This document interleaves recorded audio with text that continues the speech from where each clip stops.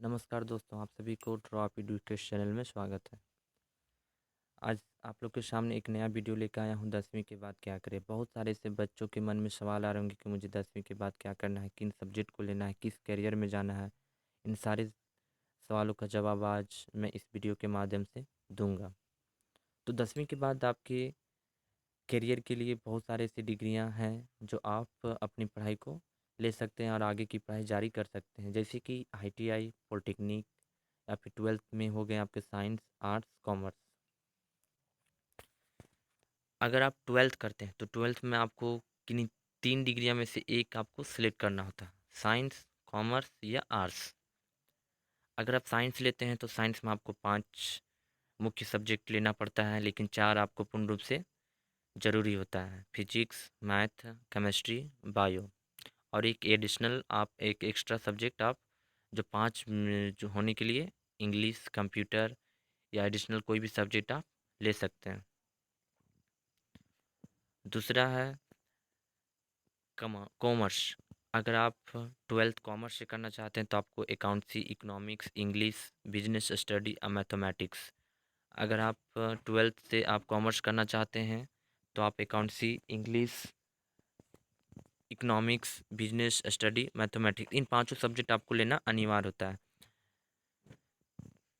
तीसरी आती है दोस्तों आर्ट्स, जिसमें से आपको पढ़नी पड़ती है history, geography, political science, physiology, sociology, home science. ऐसे 6 या 7 सब्जेक्ट होते हैं जिनमें से आपको 5 या 6 सब्जेक्ट लेना अनिवार्य होता है। अगर आप 10वीं के बाद ITI करना चाहते हैं तो आपके लिए बहुत अच्छी क्या बताऊँ, एक बहुत अच्छा स्कोप आपके लिए एक मिल सकता है। ITI एक ऐसा कोर्स है जो आप 2 साल की निश्चित ही 2 साल करने के बाद आप जॉब में जा सकते हैं।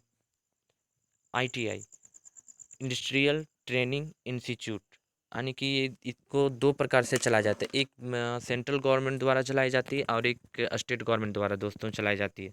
तो ITI में बहुत सारे ऐसे ट्रेड हैं जिनमें आपको पढ़ाई करनी पड़ती है।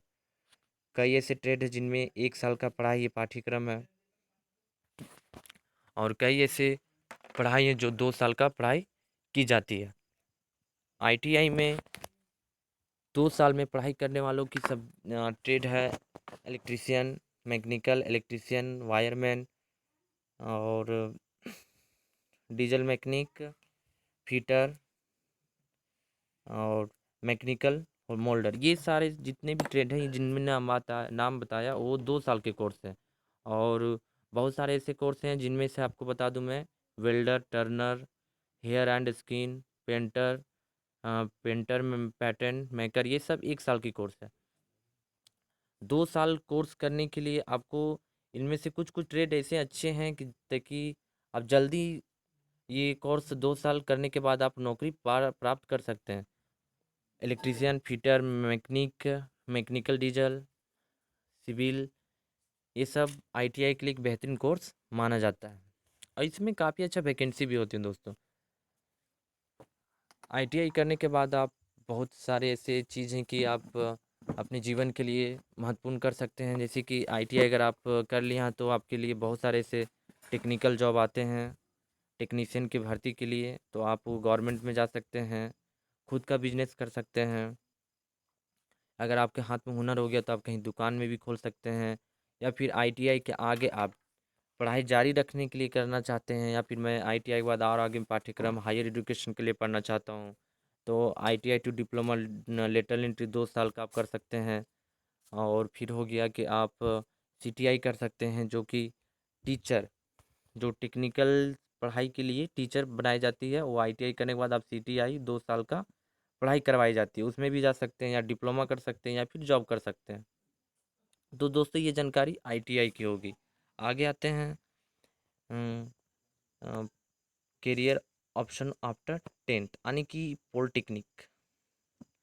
पॉलिटेक्निक एक ऐसा पाठ्यक्रम है जो आपको 3 वर्ष का पढ़ाई जाती है, जिनमें से इसमें भी ITI की तरह कोई एक ब्रांच सेलेक्ट करना पड़ता है, जिनमें से आप अलग अलग ब्रांचों का सेलेक्ट करके एक कोई जिनमें से आप पढ़ाई करना पड़ता है। तो पॉलिटेक्निक क्या, पॉलिटेक्निक में आपको 3 साल का पढ़ाई की जाती है, जिसको बोलता है जूनियर इंजीनियर बोला जाता है, जो कि इलेक्ट्रॉनिक, ऑटोमोबाइल, मैकेनिकल, सिविल, ये सब माइनिंग, ये सब आपको पढ़ाई जाएगी। कोई भी आपको एक ब्रांच सेलेक्ट करके आपको इसमें पढ़ाई करनी पड़ती है। अगर इसमें आप अच्छे से पढ़ाई कर लिए, अच्छे से आपने पढ़ाई की, तो 3 साल के बाद आप आफ्टर कहीं भी नौकरी प्राप्त कर सकते हैं। ये भी एक ये पढ़ाई है टेक्निकल। कुछ इसमें कुछ ब्रांच ऐसे हैं जिनका काफ़ी महत्वपूर्ण या काफ़ी मांग है, इसका है इलेक्ट्रिकल, मैकेनिकल, सिविल, माइनिंग। इन चारों या पांचों को ब्रांचों को काफ़ी ज़्यादा महत्वपूर्ण दिए गए, और इन सबको मांग भी काफ़ी ज़्यादा है।